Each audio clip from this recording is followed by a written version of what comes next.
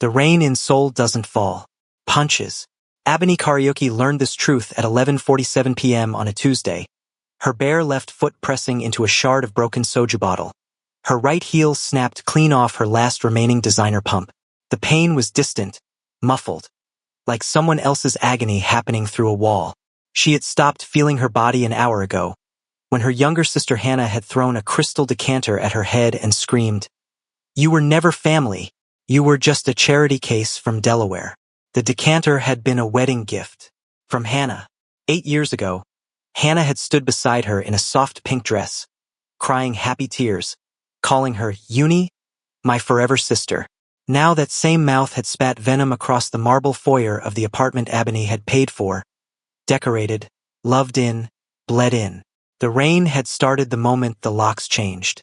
Jaewon, her husband of 8 years, the man who had held her hand through her mother's funeral, who had learned to cook her favorite breakfast just to see her smile, had stood in the doorway with his hand on Hannah's lower back. His wedding ring was gone. Hannah wore a new diamond on her finger, the same finger Ebony had kissed 1,000 times. "She understands me," Jaewon had said, not meeting Ebony's eyes. "You were always too much, too loud, too demanding, too—" He didn't finish. He didn't have to. They had been saying it for years in small ways. "You're so intense, Ebony. Why do you have to be so dramatic? Not everything is about race, Ebony. Can't you just be normal?" Normal. That was the word they used when they meant white, when they meant smaller, when they meant less. Hannah had laughed, a tinkling sound that used to make Ebony feel protective. Now it sounded like glass breaking. "Take your things and go."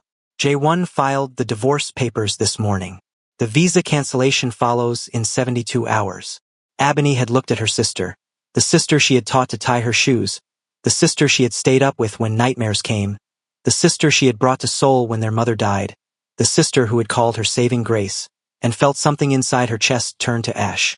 She had walked out with only her phone, her wallet, and the clothes on her back. She had not taken the decanter shards out of her hair.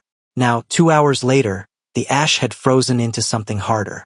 She was leaning against the wet brick of a closed dumpling shop in Itaewon's back alley, the kind of alley where tourists never ventured and locals knew to avoid after midnight.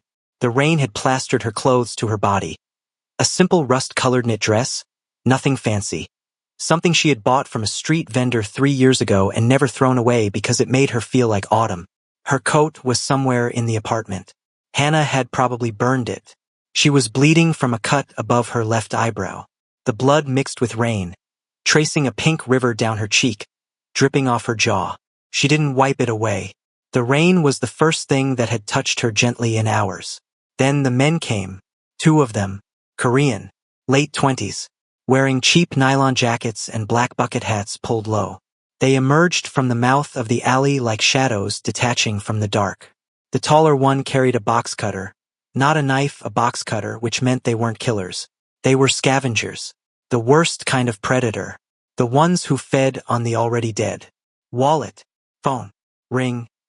The tall one grunted in Korean, his breath fogging the air between them. Ebony's hand instinctively went to her left ring finger. There. Hannah had pulled the ring off herself, sneering. "You don't deserve this. You never deserved anything." The ring had been her mother's, a simple gold band with a tiny diamond. Not valuable, priceless. "I have nothing," Ebony whispered. Her voice was shredded from screaming. Screaming in the apartment, screaming in the stairwell, screaming into the rain until her throat turned to sandpaper. The second man laughed. He was shorter, thicker, with a missing tooth that showed black when he smiled. "Then we take something else." He stepped closer, rain dripping off the brim of his hat onto her face. "A pretty face like this? Foreign? Black? Someone will pay. There are clubs. There are men with specific tastes." He reached for her chin. This was the most unsettling part. Not the threat, not the rain, not the blood. It was the silence that fell a moment later. The rain stopped hitting the men. A long, black shadow fell over the 3 of them, blocking the flickering neon light from the main road. The tall one looked up. His face went white. "Geomagil," he breathed. The shorter one dropped his hand from Ebony's chin as if burned. A man stood there holding a single black umbrella. He was Korean, tall for his ethnicity. Perhaps 6 feet, lean and rangy, built like a panther that had been starved just enough to make it dangerous. He wore a raw silk jacket in charcoal gray, unbuttoned over a thin black turtleneck. No logos, no flash. The fabric moved like liquid shadow when he breathed. His trousers were black, his shoes were black, his umbrella was black. He was a void in human form. His hair was jet black, falling in a jagged curtain over his left eye. The right eye was visible, and it was not brown. It was the color of old silver, a pale metallic gray that looked like a winter storm trapped in a human skull. That eye held no emotion, no anger, no pity, just the flat, patient assessment of something that had already decided you were going to die. His name was Kang Do-hyun. He was the Geomagil, the spider of the Myeongdong faction. He controlled every illegal art sale, every forged painting, every black market antique from Itaewon to Gangnam. He was 32 years old, the youngest faction head in Seoul's underworld, and he had a reputation for 3 things: absolute precision, absolute loyalty to his people, and a specific, almost artistic appreciation for beautiful broken things. "You are on my street," Do-hyun said. His voice was a low baritone, devoid of warmth, devoid of inflection. It was the voice of a man who had not been asked a genuine question in a decade. "You are touching something that does not belong to you." The tall one tried to speak. "We didn't know. She's just a foreigner. She is bleeding on my street. That makes her mine." Do-hyun stepped forward. He didn't run. He didn't shout. He simply tilted his umbrella and swung it like a baton. The edge of the umbrella, weighted, Ebony would later learn, with a thin rod of tungsten, caught the tall one's throat with a sound like a wet branch snapping. The man crumpled instantly, his hands flying to his crushed larynx, his mouth opening in a silent scream. He would live, but he would never speak above a whisper again. The second man raised the box cutter. Do-hyun caught his wrist, twisted it 90 degrees past where a wrist should turn, and with a bored expression, pushed the man's own blade into his thigh. The thief screamed, a high, reedy sound that echoed off the wet buildings and disappeared into the rain. Do-hyun released him. The man collapsed beside his partner, clutching his leg, blood pooling black on the wet asphalt. Then Do-hyun turned to Ebony. He didn't crouch immediately. He looked at her from standing height, his silver eye tracing the line of her jaw, the curve of her cheekbones, the deep mahogany of her skin glistening with rain like polished wood. Her eyes were large and tilted, the color of antique gold, ringed with red from crying. Her lips were full, the bottom one split. From the decanter, or from falling, she couldn't remember. She was in her mid-30s, and the exhaustion carved into her face only made her bone structure more severe, more royal. She looked like a fallen queen. She looked like a warning. "You are bleeding on my street," he said again, quieter this time. "Then call a cleaner," Ebony spat. She tried to stand, using the brick wall for support. Her ankle screamed. She didn't care. She would not cry in front of this man. She would not give him that. He tilted his head. Most people cowered when they saw his eye. Most people looked away. This one snarled. He liked it. "Your name. None of your business." He crouched, bringing his silver eye level with hers. The rain pattered against his umbrella, missing her completely. For the first time, she noticed his hands. Long fingers, clean nails, but the knuckles were scarred like a boxer's. The skin split and healed and split again. "I just broke a man's larynx for you. That makes it my business." For a long moment, she stared into that gray void. She had just lost her husband, her sister, her home, her visa, her mother's ring, and her dignity in 4 hours. She had nothing left to fear. Not pain. Not death. Certainly not a pretty gangster with a god complex. "Ebony," she said. "It means we prayed for her. They stopped praying a long time ago." Do-hyun's expression didn't change, but something flickered in his visible eye. Recognition, perhaps, or curiosity. He offered his hand. Not a romantic gesture. An ownership gesture. The gesture of a man who took things and did not ask permission. "Get in the car, Ebony, we prayed for. You're coming with me." She didn't take his hand. She stood up on her own, wobbling on the one good heel, using the wall for balance. The movement made her head swim. The cut above her brow was deeper than she thought. Blood dripped into her eye, staining her vision red. I don't go home with strangers. You don't have a home. He glanced at the discarded box cutter, then at her bare ring finger, then at the fading bruise on her wrist where someone had grabbed her. I checked your file on the way here. Your husband and sister filed a domestic disturbance report against you. You are the villain in their story. I find that fascinating. She flinched. He saw it. He filed that flinch away in his memory. How do you know my file? Because your husband owes me 3 billion won. Do-hyun stood up, his knees popping softly in the quiet alley. He used your gallery as a front for a forgery scheme. The art you authenticated? Fake. Every single piece. You've been laundering money for a criminal for 2 years without knowing it. The world tilted. The rain seemed to fall sideways.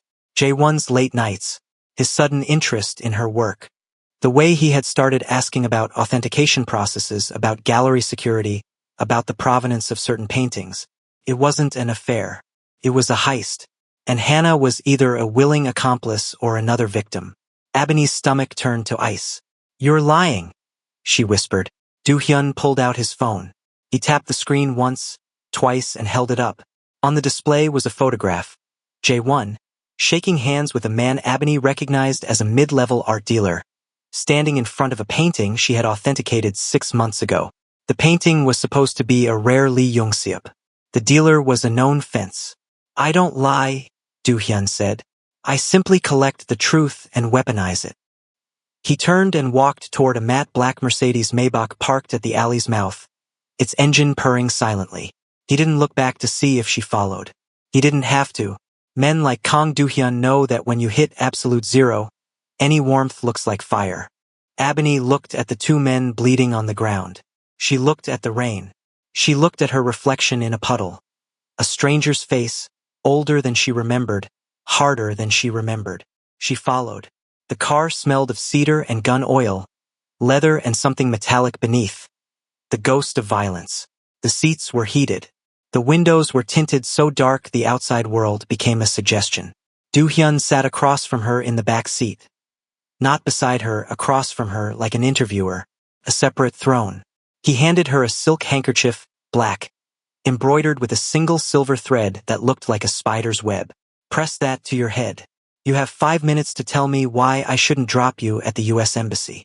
I'm not a citizen. I'm a permanent resident on a marriage visa, which my husband is canceling tonight. She pressed the handkerchief to her brow. The silk was cool against her skin. By morning, I'll be undocumented. By next week, deportable. She laughed, a bitter, hollow sound that scraped her raw throat. I'm a ghost. Ghosts are useful, Do-hyun said, tapping his finger on a panel in the center console. A screen lit up, showing a live feed from somewhere, a security camera, she realized. The image showed her former apartment. Jae-won and Hannah were toasting champagne in the living room, wearing matching silk robes. Hannah was wearing Ebony's mother's pearls. Ebony's breath hitched. How do you have access to their cameras? Because I was going to kill Jae-won next week. Do-hyun turned to her fully. The car's interior light cut shadows across his face, revealing a thin scar that ran from his ear to his jaw, disappearing into his collar. He stole 3 billion won from me. He used your gallery to do it. You were collateral damage. Unintentional, but collateral nonetheless. The car pulled away from the curb. Soul slid past the windows, neon signs, convenience store lights, the occasional taxi. Ebony watched it all blur into watercolor. You're a gangster, she said. Not an accusation. An observation. I'm an administrator of chaos, he corrected. There is a difference. Gangsters are emotional. I am not. He pulled a phone from his pocket, her phone, the one the thieves had stolen, the one she had dropped somewhere between the apartment and the alley. He had already retrieved it. He unlocked it with a gesture. How did he know her passcode? And held up the screen. On the display was a video. Hannah, drunk, laughing at something off camera. Jae-won's voice. Tell me again why we did it. Hannah's response. Slurred and cruel. The black sister? She was just a placeholder. Once I got the gallery codes, she was garbage. Mom only adopted me because Ebony begged. She never wanted me. She wanted a pet. Ebony watched the video loop 3 times. She did not cry. She did not scream. Something behind her eyes went very, very still. You see, Do-hyun said softly. They were never your family. They were parasites wearing familiar faces. And you're different? I am a parasite who admits it. He reached across and closed the phone. But I am also the only person in Seoul who can help you. I can freeze the divorce. I can extend your visa. I can give you a home, a purpose, and a weapon. What weapon? He met her gaze. Me. The car stopped at a red light. Rain streaked the windows like tears. In the silence, Ebony could hear her own heartbeat. Steady, slow, surprisingly calm. She had spent 34 years being good, being polite, being grateful, being less. She had swallowed every insult, smoothed over every conflict, apologized for existing in rooms where she was the only dark face. She was done. What do you want from me? She whispered. Revenge, he said simply. I want to watch you destroy them, not because I am kind, not because I am just, but because it will be beautiful, and because I am very, very bored. He reached across her lap, his arm brushing her knees, sending an involuntary shiver up her spine, and opened the glove compartment. Inside wasn't a gun. It was a velvet box. Inside the box was a ring, not a diamond, a black spinel, sharp and faceted like a shard of night, set in white gold. This is not a proposal, he said. This is a contract. You wear this. You live in my guest room. You eat my food. You sleep in my security. And in 3 months we take everything back. The money, the gallery, your name. And if I say no, then I drop you at the embassy. And you spend the rest of your life wondering what would have happened if you had been brave just once. Ebony looked at the ring, then at the silver eye, then at the rain. She had curated priceless, fragile things for a decade. She knew the difference between a treasure and a trap. But she had also slept in a dumpster an hour ago to avoid the rain. She had watched her sister laugh at her mother's memory. She had nothing left to lose. She put the ring on herself. Do-hyun smiled. It was the most terrifying thing she had ever seen. A slow curl of the lips that didn't reach his eyes, that revealed nothing except the depth of his patience. Good girl, he murmured, and the light turned green, and the car pulled away into the Seoul night, leaving the 2 bleeding thieves and the shattered pieces of her old life behind. The penthouse was a monument to control. It sat atop the Myeongdong Arts Center, a 12-story brutalist building Do-hyun owned through 17 shell companies and 3 ghost corporations. The elevator required a retinal scan, a fingerprint, and a voice code. The windows were one-way glass, black from the outside, transparent from within, offering a panoramic view of Namsan Tower and the sprawl of Seoul beyond. But the glass was also reinforced, bulletproof, capable of withstanding a direct mortar strike. The penthouse wasn't a home. It was a fortress with a view. The interior was a study in negative space. The walls were raw concrete, unadorned, still bearing the ghost marks of the formwork from when the building was poured. The floors were heated Korean oak, dark and silent underfoot.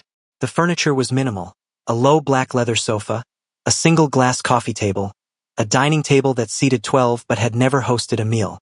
No photographs, no paintings, no clutter. The only decoration was a single jade bonsai tree on the windowsill, ancient and twisted, its leaves the color of sea glass. It sat in a hand-thrown ceramic pot the color of dried blood. For the first 7 days, Ebony was a ghost inside a ghost. Do-hyun gave her the guest suite, a room larger than her entire former apartment with its own bathroom, its own balcony, its own climate control. The bed was dressed in charcoal linen. The closet was empty except for a few items he had ordered. Soft cashmere sweaters in black and charcoal, thick wool socks, simple cotton pajamas, a single silk robe the color of midnight. No dresses, no colors, no patterns. He was erasing her wardrobe the way he erased everything else. Methodically, deliberately, with purpose. A private doctor came on the 2nd day, a small, nervous woman with quick hands and quicker eyes. She stitched the cut above Ebony's brow, 7 stitches, neat and small. Bandaged her ankle, a bad sprain, not a break, and prescribed antibiotics for the beginning of an infection. She asked no questions. She accepted a thick envelope from Do-hyun and left without a word. A lawyer came on the third day, a sharp-suited woman named Miss Cha, who spoke in rapid Korean and typed even faster. She filed an emergency injunction against the divorce, froze the joint accounts, and submitted a counter-complaint of fraud against Jae-won. "He won't see daylight for a week," Miss Cha said with grim satisfaction. "By the time I'm done, he'll be lucky to keep his underwear." Do-hyun himself was a rare presence. He appeared at odd hours, dawn, midnight, the gray hour before the sun rose, moving through the penthouse like a shadow with errands. He never spoke unless spoken to. He never entered her room without knocking first. 3 short raps, a pause, then 2 more. He left food outside her door. Not Korean food. She noticed but neutral things. Toast, soup, rice, fruit. Nothing that required conversation. He did not touch her. He did not ask about her past.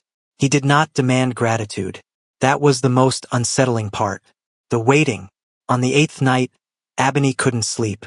The stitches itched. The ankle ached. The silence of the penthouse pressed against her eardrums like cotton. She padded barefoot through the dark hallway, following a sliver of light under the kitchen door. Do-hyun was standing at the stove, staring at a pot of boiling water. He was making ramyun, instant noodles, the kind college students ate at 3 a.m. The king of the Myeongdong underground, standing in his charcoal cashmere sweater and bare feet, waiting for noodles to soften. "You don't sleep," she said from the doorway. He didn't turn around. "Neither do you." His voice was softer at this hour, stripped of its daytime armor. "Nightmares? I dreamt I was back in Delaware. Winter. My mother was making breakfast." She stopped herself. No names. No dishes. She pivoted. "I dreamt I was invisible." "You are not invisible." He poured the noodles into a ceramic bowl, added the seasoning packet with precise movements, stirred exactly 7 times. "You are the only variable I did not calculate. It is irritating." She walked closer. The kitchen was warm, lit by a single pendant light that cast golden pools on the concrete countertops. For the first time, she noticed his hands in detail, long fingers, clean nails, but the knuckles were scarred like a boxer's, and there was a faded tattoo on his right wrist. A single spiderweb, the threads so fine they looked like veins. "How old were you when you got that?" she asked, pointing. He glanced at his wrist. 17. "The day I killed my first man." The words hung in the air, ordinary as weather. Ebony should have been afraid. She wasn't. She had seen cruelty before. Not the theatrical cruelty of movies, but the quiet cruelty of a sister who smiles while she stabs. Do-hyun's cruelty was at least honest. "Show me your face," she said. He froze. The wooden spoon hovered above the bowl. "No. You showed me yours when you found me in that alley. You saw me at my worst. Bloody. Broken. Begging." She stepped closer. The kitchen island was the only thing between them. "Turn around." Slowly he turned. He pushed the hair back from his left eye. Both eyes were gray, but the left one was clouded. A white cataract, like a dead star, like a moon seen through fog. He was half blind. The scar on his jaw continued upward, branching into a burn that disappeared into his hairline. The skin was rippled and tight, a roadmap of old pain. "I was 8, he said quietly. "My uncle wanted to teach me a lesson about trust.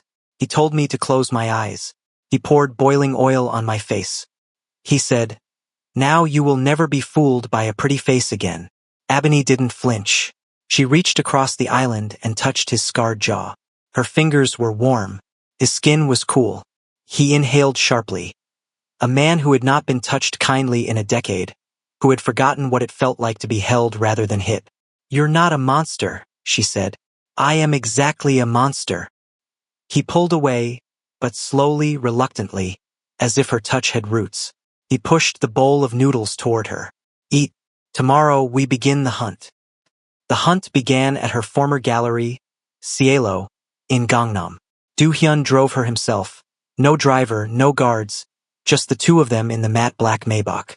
He wore a cream-colored linen shirt, unbuttoned at the collar, and dark trousers that moved like water when he walked. No jacket, no armor. He looked almost human. Ebony wore a structured mustard yellow coat over a black turtleneck, with slim black trousers and low-heeled boots. Her hair was in a high puff, exposing the elegant line of her neck. Her earrings were gold, shaped like abstract tears, a gift from her mother, the only jewelry she had left. The black spinel ring glittered on her finger like a promise. The gallery was in a converted warehouse, all white walls and polished concrete floors. The current exhibition featured emerging Korean abstract artists, bold strokes, primary colors, nothing like the forgeries J1 had been pushing. Ebony had built this space from nothing. She had curated every show, negotiated every sale, charmed every investor. And now, according to the sign on the door, Hannah was the creative director. Hannah was behind the counter, counting receipts. When they walked in, she looked up. Her face cycled through shock, then fear, then manufactured pity. A three-act play Ebony had seen 1,000 times. Hannah had always been a good actress. That was her gift. That was her curse. Uni, Hannah breathed, using the Korean term for older sister. Her voice was soft, trembling, perfectly calibrated to sound concerned. You look healthy. We were so worried. After you left so suddenly. Ebony said nothing. She just stared. The silence stretched, filled the white room, pressed against the walls. Then Do-hyun walked in behind her. The temperature dropped. Hannah recognized him immediately. Everyone in Seoul's art underworld knew the spider funded half the galleries as a laundering front. Her face went from performative concern to genuine fear in a heartbeat. Mr. Kong, Hannah stammered, her hands trembling as she set down the receipts. We didn't expect. Your investment is secure, we just had an audit. Everything is in order. It is not in order, Do-hyun said. He walked to the wall, ran one finger over a painting. A supposed Lee Yufin that Ebony now saw was a forgery. The brushstrokes too, even the signature slightly wrong. Your husband sold 30% of my portfolio to a competitor in Busan. He used your sister's credentials to do it. Her biometrics, her signature, her reputation. That's a lie. J1 burst from the back office, a stack of papers in his hand. He looked terrible. Haggard, rings under his eyes, his shirt untucked. The affair had not aged well. The guilt, or the stress, or the sheer exhaustion of maintaining a lie had carved new lines into his face. He pointed at Ebony, his finger trembling. She's poisoning you against us. She's a liar. She's unstable. She's been jealous of Hannah for years. Jealous of her connection to Korean culture, jealous of her lightness, jealous that she fits in where Ebony never could. Ebony finally spoke. Her voice was quiet, but it cut like a scalpel through the gallery's sterile air. J1. He stopped. His mouth hung open. You told me you loved me on a beach in Jeju. You said my skin looked like honey in the sunset. You said you had never seen anything so beautiful. She took a step forward. Her boots clicked on the concrete. Was that before or after you copied my safe combination? The room went silent. Even the air conditioning seemed to hold its breath. J1's face went gray. Hannah grabbed his arm, her nails digging into his sleeve. She's recording this, Hannah hissed. Don't say anything. She's trying to provoke you. Do-hyun smiled. That terrible, slow smile that showed no teeth, that revealed nothing except the depth of his amusement. She doesn't need to record it. I own this building. I own the cameras in the walls, the microphones in the light fixtures, the backup servers in the basement. He pulled out his phone and pressed play. J1's voice filled the gallery, tinny but clear. Just get the codes from her phone while she's asleep. Tell her you want to braid her hair like when you were kids. She's so desperate for affection. She'll believe anything. Hannah's response, laughing. She's so pathetic. That African blood makes her weak. Too emotional. Too needy. She thinks because she raised me, I owe her something. I don't owe her anything. Ebony closed her eyes. She had heard it before. She had watched the video in the car, but hearing it again in the gallery she had built in front of the art she had loved was a different kind of death. A slower one. The kind that happened from the inside out. Do-hyun's hand found the small of her back. A brief, grounding pressure. Not romantic. Just there. You have 48 hours to vacate this gallery and return 1.5 billion won to my account, Do-hyun said, his voice flat. Not the full 3 billion. Just what you stole from me directly. Consider it a courtesy. Jae-won laughed. A desperate, manic sound that echoed off the white walls. You can't touch us. We have a witness protection offer from the prosecution. We're turning state's evidence on you, Spider. Your whole operation. Your money laundering. Your connections. Your uncle. He stepped forward, emboldened by his own desperation. If we go down, you go down with us. The prosecutor, Yoon, has been building a case against you for 2 years. We're his star witnesses. That gave Do-hyun pause. For 1 second, just one, the mask slipped, and Ebony saw something raw beneath. Betrayal, yes, but not from Jae-won. From the system. He had been played. His own investments had been used to build the case against him. You're lying, Do-hyun said, but his voice had lost its edge. Check your sources, Jae-won sneered. Ask your uncle. He's the one who sold us out. He's been working with Yoon to consolidate power. You're not the spider anymore. You're the bait. Do-hyun grabbed Ebony's wrist and pulled her out of the gallery. His grip was bruising. His face was stone. In the elevator, he slammed the emergency stop. The car jolted to a halt between floors, suspended in the shaft like a coffin. They are working with the prosecutor, he said, breathing hard, his visible eye wild. If they testify, I go to prison for 20 years. My uncle goes free. You go back to the alley. Then we don't let them testify, Ebony said. He looked at her. What are you suggesting? I'm suggesting you stop treating me like a victim. She stepped into his space. They were the same height in her boots. She could see the veins in his eye, the faint tremor in his jaw, the pulse beating in his throat. I curated a forgery exhibition at the Louvre. I authenticated a Vermeer that 3 other experts called fake. I know how to make a lie look like truth. And I know how to catch a liar. This isn't curating. This is warfare. Same skills. Different medium. She held his gaze. Give me 24 hours with their private server. I'll find something. A backdoor. Contradiction. A second account they forgot to hide. Something we can use to discredit them before they testify. Do-hyun's gray eyes widened. He had collected a broken bird. But broken birds, it turned out, had talons. And beaks. And the memory of flight. If you do this, he whispered, there is no going back. You become complicit. You become a criminal. You become like me. Ebony thought of the rain, the alley, the box cutter, the sound of her mother's pearls clicking against Hannah's throat. I became complicit the moment I put on your ring, she said. He kissed her then. It was not gentle. It was not romantic. It was a collision of 2 desperate, cold things trying to create heat. His hand cupped the back of her neck, his fingers tangling in her hair. Her hands fisted in his linen shirt, pulling him closer. The elevator swayed. The lights flickered. Somewhere above them, the gallery continued to exist, but Ebony couldn't feel it anymore. All she could feel was the hard line of his body against hers, the scrape of his stubble on her cheek, the taste of salt and something darker on his lips. When they broke apart, he rested his forehead against hers. Both of them were breathing hard. We are going to ruin them, he said. No, she corrected, her golden eyes burning. I am going to ruin them. You're just holding the umbrella.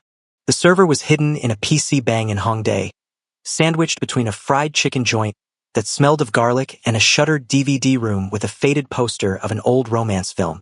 The building was nondescript. Gray concrete, flickering neon sign, a door that stuck in its frame. Jae-won, for all his cunning, was stupid about technology. He had stored everything on an external hard drive painted to look like a soda can, then hidden the can in a locker he rented under his mother's maiden name. Ebony found it in 3 hours. She worked in Do-hyun's war room, a soundproofed library hidden behind a false wall in the penthouse. The room was long and narrow, lined with monitors displaying stock tickers, security feeds, and encrypted chat logs.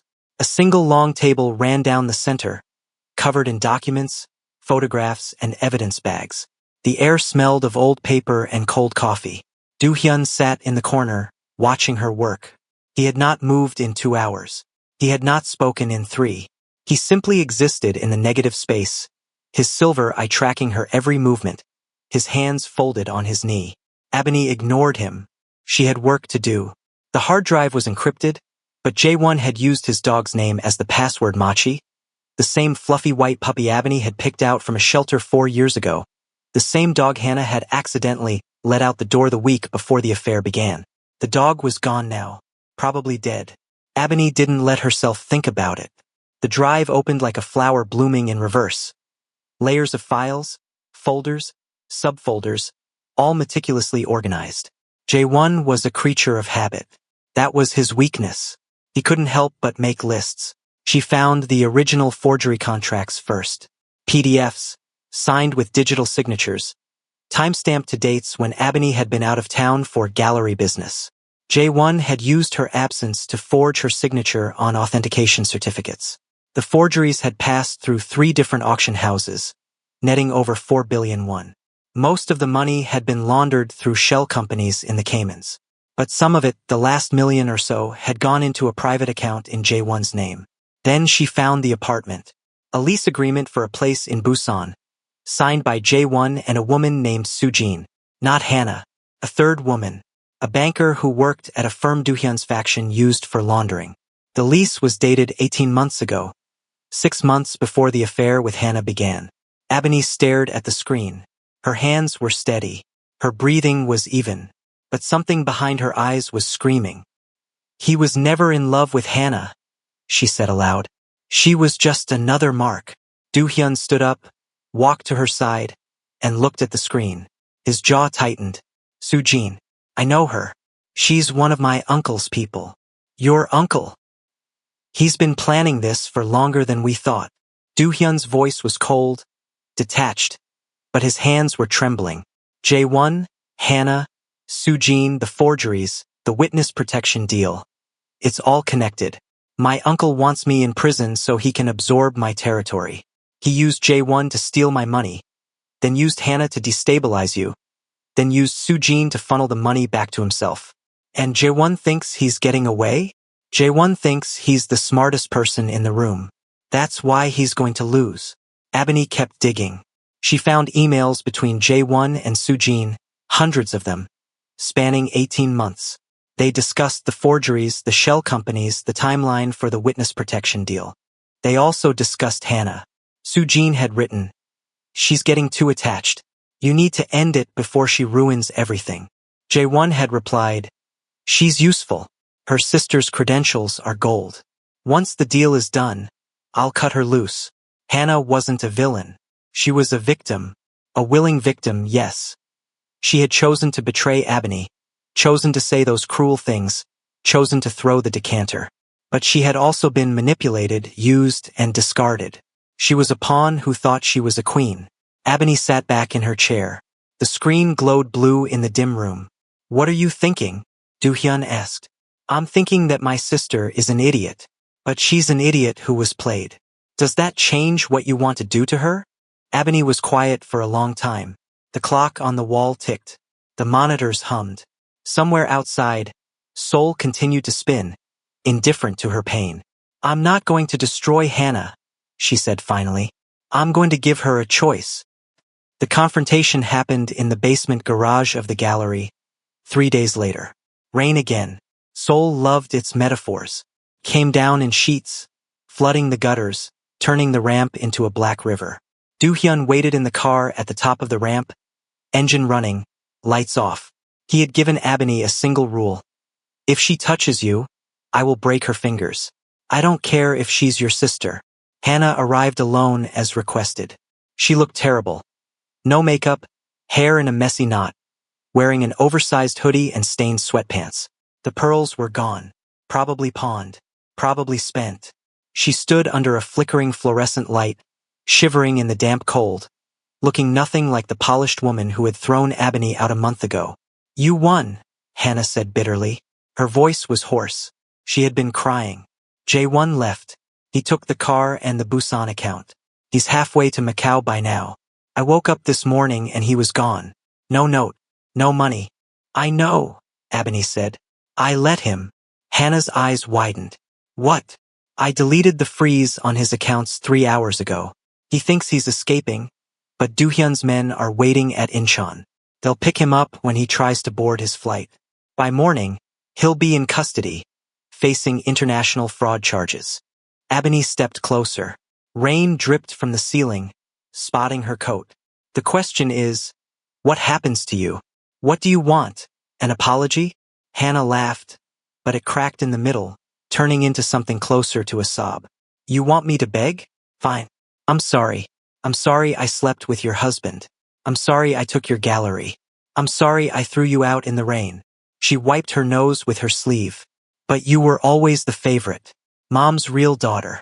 The one she actually wanted. I was just the Korean tag-along she adopted because she felt guilty. Mom adopted you because I begged her to. Ebony's voice was quiet, but it cut through the garage like a blade. You were 7 years old. You had been in 3 foster homes. You wouldn't speak.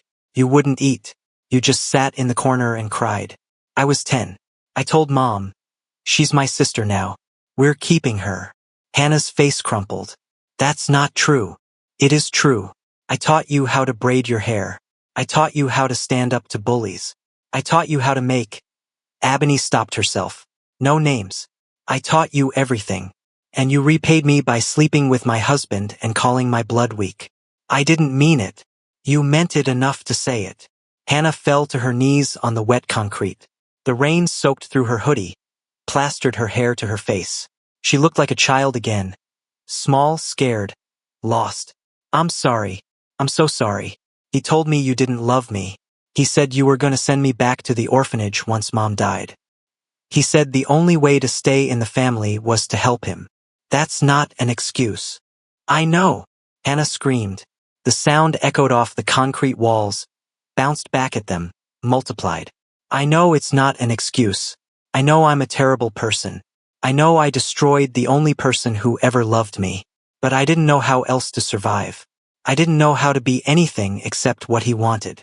Ebony looked down at her sister, the woman who had taken her home, her mother's pearls, her dignity, her marriage, and she felt something unexpected. Pity. Not forgiveness. Never forgiveness. But pity. She crouched, bringing herself to Hannah's level. The rain dripped off her chin. You are going to go to the police tomorrow, she said. You are going to confess everything, the forgery, the affair, the false domestic report, the conspiracy to defraud. You will tell them about Jae-won's connection to Prosecutor Yoon. You will tell them about Soo-jin and the Busan apartment. You will tell them everything. Hannah nodded, tears mixing with rain. And then you will serve your time. It won't be long. You're a cooperating witness. Maybe 2 years. Maybe less. And when you get out, you will never speak to me again. Hannah's face twisted. Yooni, please.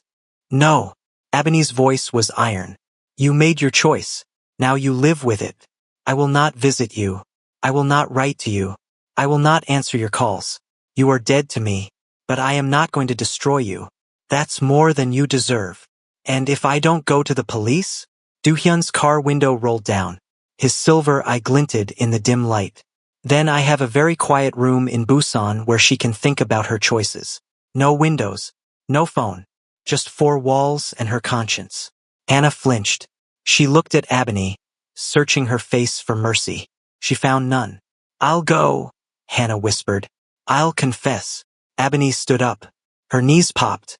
She was tired, bone-tired, soul-tired, tired in ways that sleep couldn't fix. She walked to the car without looking back. Her boots splashed through puddles.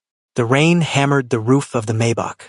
As she opened the door, Hannah called out, Yooni, do you hate me? Ebony paused.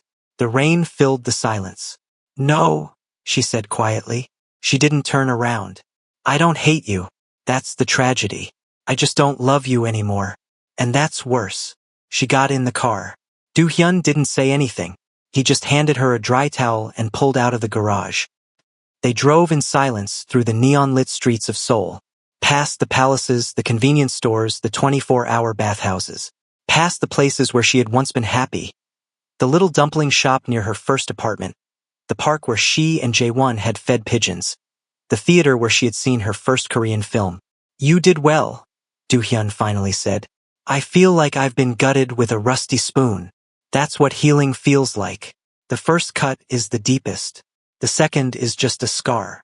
He pulled over in front of a small, nondescript building in Seokon, a neighborhood of narrow streets and old houses, the kind of place tourists overlooked. The building was a hanok, a traditional Korean house, but restored with modern lines. A low wall of gray stone, a wooden gate painted black, a single light on inside warm and golden. "What is this?" she asked. "My real home, not the penthouse, not the cage." He turned off the engine. The rain drummed on the roof. "This is where I sleep when I dream of being someone else. No one has ever been inside. Not my uncle, not my lieutenants, not any of the women who have shared my bed." "Why are you showing me?" He looked at her.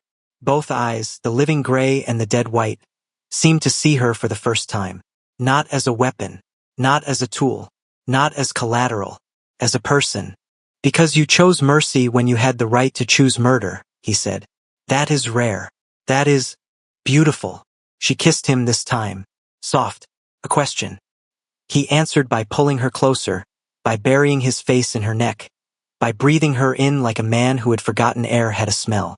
Inside the hanok there were no weapons, no monitors, no cameras, just a low bed with a charcoal duvet, a kettle for tea, a wall of books in Korean and English, and a single painting, an abstract, all soft blues and golds and signed. They undressed each other slowly, not with passion, with reverence. He traced the scars on her body, the thin line on her brow from the decanter, the bruise on her wrist from Jaewon's grip, the older marks from a childhood spent being too tall, too dark, too much. She traced the burns on his, the rippled skin on his jaw from the oil, the knife scar on his ribs from a rival faction, the cigarette burn on his palm from his uncle's lessons. They made love like two people who had forgotten they were human. It was clumsy and tender and devastating. There was laughter when his elbow hit the headboard. There were tears when she touched his blind eye and he didn't flinch. There was silence afterward, the good kind, the kind that doesn't need to be filled. Lying in the dark, wrapped in the charcoal duvet, Ebony traced the spiderweb tattoo on his ribs. The threads were so fine they looked like lace. "What happens now?" she asked. "Now," Kang Do-hyun said, pulling the blanket over her shoulder. "We see if the world will let us be happy. Probably won't." "Good," Ebony murmured, already half asleep. "I'm bored of easy." He smiled against her hair. A real smile, not the terrifying one. The kind that reached his eyes, both of them, the living and the dead. For the first time in 20 years, Kang Do-hyun slept without one eye open. Hannah kept her word. She confessed the next morning, walking into the Seoul Central District Prosecutor's office at 9 a.m. with a lawyer Do-hyun had provided. The confession was detailed, damning, and devastating. She named names. She provided dates. She handed over copies of emails Ebony had retrieved from the hard drive. The trial was a media circus. The Korean press called Ebony the Black Swan of Seoul, a ridiculous name that made Do-hyun snort coffee through his nose. They photographed her every entrance and exit, dissected her wardrobe, speculated about her relationship with the spider. One tabloid ran a side-by-side comparison of her and Hannah under the headline, "Sisters of War, Love, Betrayal, and a 3 billion won lie." Jae-won was arrested at Incheon International Airport, trying to board a flight to Macau with a suitcase full of cash and a passport in someone else's name.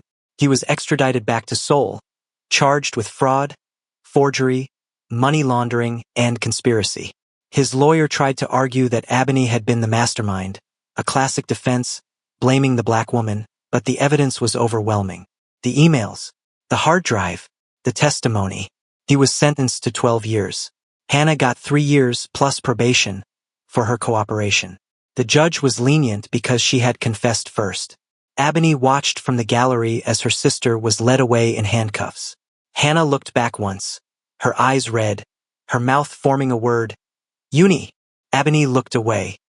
But Prosecutor Yoon was not done. He wanted Do-hyun, and he had one card left to play.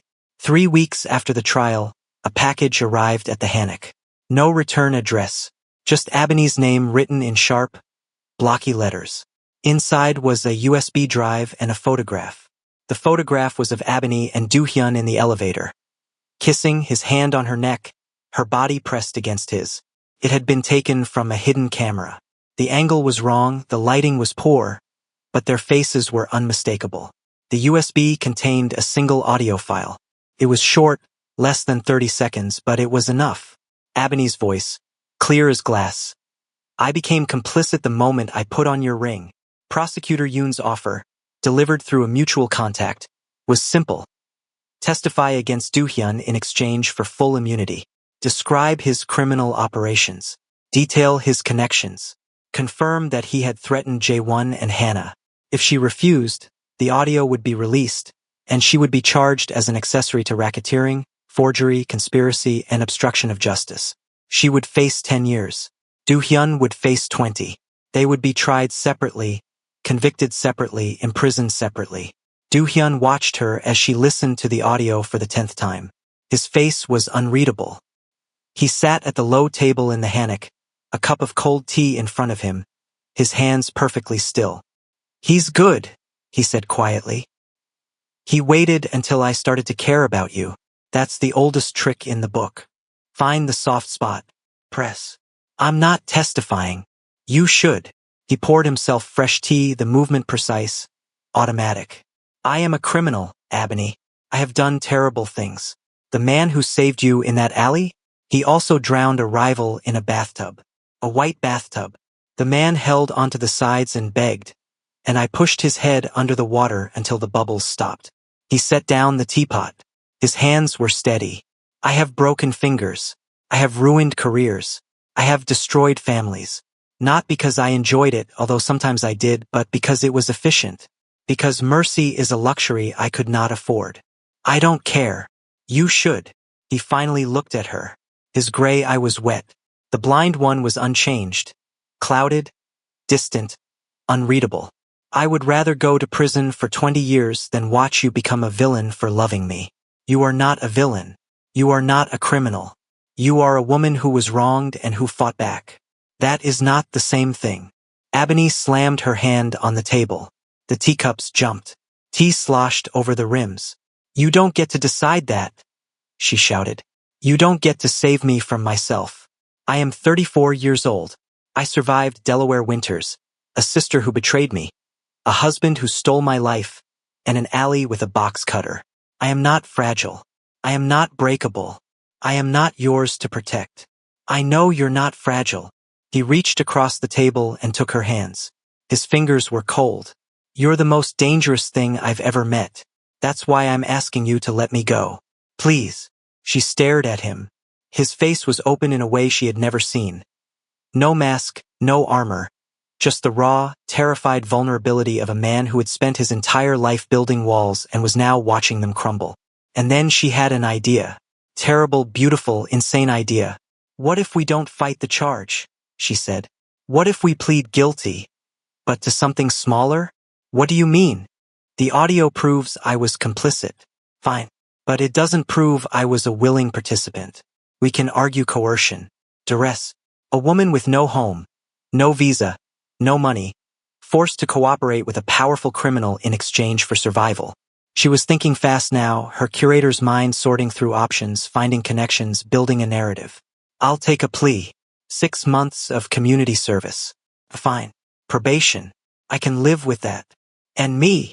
You give up your uncle. Do-hyun went pale. The blood drained from his face so fast Ebony could see the veins in his temples. No. Yes. He's the one who set this whole thing in motion. He's the one who used Jae-won, who manipulated Hannah, who fed information to Yoon. If you give him up, his operation, his money, his connections, you become a cooperating witness. You get a reduced sentence. If I betray him, he will send 100 men to kill us. He will not stop. He will not rest. He will hunt us until we are dead. Then we leave Seoul. She pulled out her phone, opened a map, zoomed out. South Korea disappeared. The ocean appeared. Then a different continent. A different country. Delaware, she said. My aunt still has the house. It's small. It's old. The roof leaks in winter. But it's quiet. No one will look for a Korean gangster and a Kenyan-American curator in Delaware. Do-hyun stared at the map. His finger traced the route Seoul to Incheon, Incheon to Philadelphia, Philadelphia to Wilmington. Hours, miles, an entire ocean. You would take me to your home? He asked. His voice was strange, small, almost childlike. You took me in when I had none. She kissed his scarred jaw, his blind eye, the corner of his mouth. That's what love is. It's not a feeling. It's a decision. And I've decided. He made the call that night. His uncle, a withered man named Kang Ho-suk, with a smiling face and dead eyes, was arrested at his own birthday party. He was wearing a velvet suit and holding a glass of champagne when the police walked in. Do-hyun had provided everything. Ledgers, recordings, photographs, the location of 3 bodies buried in the mountains outside Chuncheon. The evidence was airtight. Ho-suk's lawyers tried to fight it, but the testimony of his own nephew, the nephew whose eye he had destroyed, whose childhood he had stolen, was the final nail in the coffin. He was sentenced to life without parole. Do-hyun's sentence was lighter. 18 months in a minimum security facility. No violence. No contact with other criminals. Just time, quiet, reflection. Ebony's sentence was even lighter. 6 months of community service at a youth arts center in Itaewon, plus a fine of 50 million won. Her lawyer, the same sharp-suited Ms. Cha, argued coercion, duress, and emotional distress. The judge agreed. They said goodbye in the courthouse parking lot. It was raining again. Of course it was. Do-hyun stood between 2 guards, his hands cuffed in front of him. He was wearing a plain gray jumpsuit, his hair pulled back from his face, both eyes visible. He looked smaller without his silk jackets and his armor of silence. He looked human. 18 months, Ebony said. She wasn't crying. She had decided she was done crying. I'll wait. Don't, he said. His voice was rough. Go back to Delaware. Find a nice man who sells insurance. Forget about Seoul. Forget about me. I don't want a nice man. I want a monster with one good eye. He laughed. A real, broken laugh that made the guards shift uncomfortably. You're insane. I learned from the best. He leaned forward, as far as the cuffs would allow, and pressed his forehead to hers. For a moment, they just breathed together. The rain fell around them. The world continued to spin. 18 months, he whispered. Not a day more. Not a day more, she agreed. The guards pulled him away. Epilogue. 18 months later. The bus from Philadelphia was late. Of course it was. The 3:05 to Wilmington had been running behind schedule since Ebony was a teenager, and some things she had learned did not change. She stood on the curb outside the station, a thick charcoal peacoat wrapped around her shoulders, wool trousers on her legs, sturdy boots on her feet. Her hair was in a low bun, a few curls escaping to frame her face. Her earrings were small gold hoops, simple, understated, nothing like the dramatic tears she had worn in Seoul. Snow was starting to fall. Fat white flakes, gentle and silent. Nothing like the sharp, punishing rain of Seoul. The snow collected on her shoulders, her hair, the tips of her eyelashes. She didn't brush it away. She had been back in Delaware for 14 months now. The community service had been easy. She had helped run an after-school art program for at-risk kids, teaching them how to mix colors, how to stretch canvases, how to see beauty in broken things. Her aunt had welcomed her home with open arms and too much food, asking no questions about the scar above Ebony's brow or the nightmares that still woke her at 3 a.m. She had healed. Mostly. The kind of healing that leaves scars, the kind that changes you, the kind that makes you grateful for the pain because it taught you something about yourself you didn't want to know. And then, at 7:03 p.m. on a Tuesday, a black town car pulled up. Not the Maybach. Something smaller, older, with a dent in the passenger door and a crack in the windshield. The engine coughed when it stopped. The window rolled down. Kang Do-hyun looked different. Softer. His hair was shorter, cropped close to his scalp, revealing both eyes fully, the living gray and the dead white. The scar on his jaw had faded to a thin silver line, almost invisible in the dim light. He was wearing a simple black coat and a gray scarf, nothing fancy, nothing designer. He looked like an ordinary man. He looked like a ghost who had learned to be human. He got out of the car. The snow collected on his shoulders, his hair, the tips of his boots. He looked at her. She looked at him. You came, he said. I said I would. People lie. I don't. She stepped closer. The snow fell between them, soft and silent. Not anymore. He walked toward her. Slowly, like he was afraid she might disappear if he moved too fast. He stopped inches away. She could smell him. Cedar and something clean, like soap. No gun oil. No metal. Just him. I don't have a penthouse, he said. I don't have an empire. I have a small apartment in Philadelphia and a job at a laundromat that pays cash. I have a broken car and a fake ID and a probation officer who calls every Tuesday. I have a gallery opening next month, she said. It's small. It's local. The artists are teenagers from the art program. I need someone to hang the paintings. I have one working eye. I might hang them crooked. I'll fix it. He kissed her then. In the snow. In Delaware. Not the desperate kiss of the elevator. Not the reverent kiss of the hammock. A new kiss. A quiet one. A stay kiss. His lips were cold, then warm, then everything. When they pulled apart, a woman across the street whistled. Some teenager with pink hair and a backpack, probably on her way home from school. Ebony laughed. A real, surprised laugh that echoed off the empty buildings and disappeared into the snow. Come on, she said, taking his hand. Let's go home. He interlaced his scarred fingers with hers. Which home? She thought about it. Seoul. The alley. The penthouse. The hammock. The courthouse. The bus. The snow. I don't know yet, she admitted. But we'll figure it out. Together. Kang Do-hyun, former spider of Myeongdong, convicted criminal, disgraced nephew, washed-up gangster, looked at her with his one good eye and smiled. Not the terrifying smile. Not the broken smile. A new one. A found one. Together, he agreed. And they walked into the Delaware snow. Two broken people who had decided to be whole, leaving behind the blood, the rain, and the city that had tried to eat them alive. Hey loves, this story teaches us that betrayal doesn't break you, it turns you into power. Thank you so much for watching. Kindly like and subscribe.